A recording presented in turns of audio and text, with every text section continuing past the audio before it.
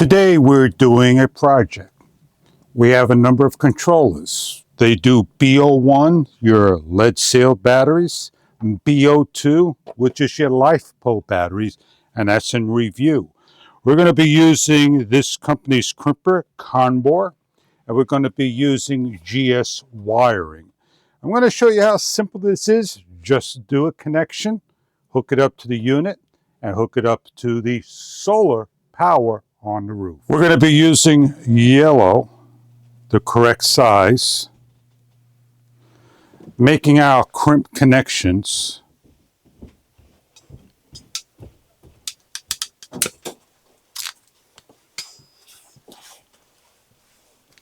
We're going to take black, make sure black goes on.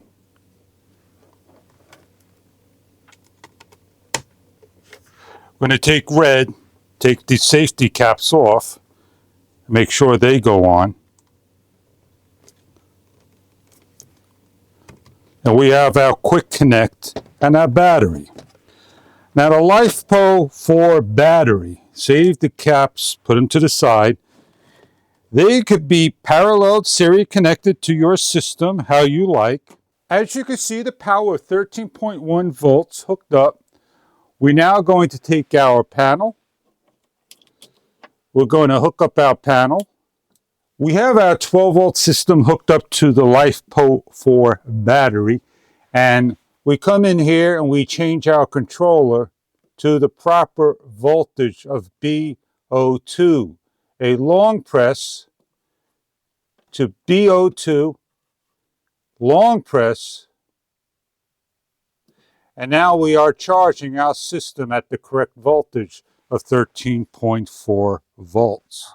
You're interested in a LiFePO4 battery used for outdoor, indoor use to run a backup, solar, security, anything that requires battery.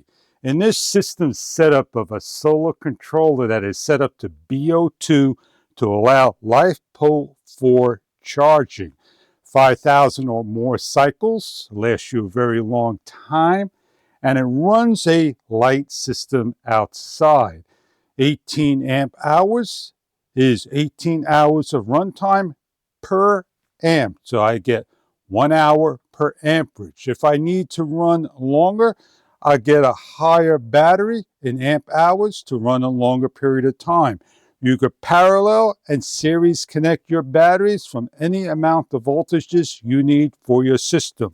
I hope this is a system that you are looking for to run your solar, your backup, whatever system you are using. Enjoy your product if this is right for you.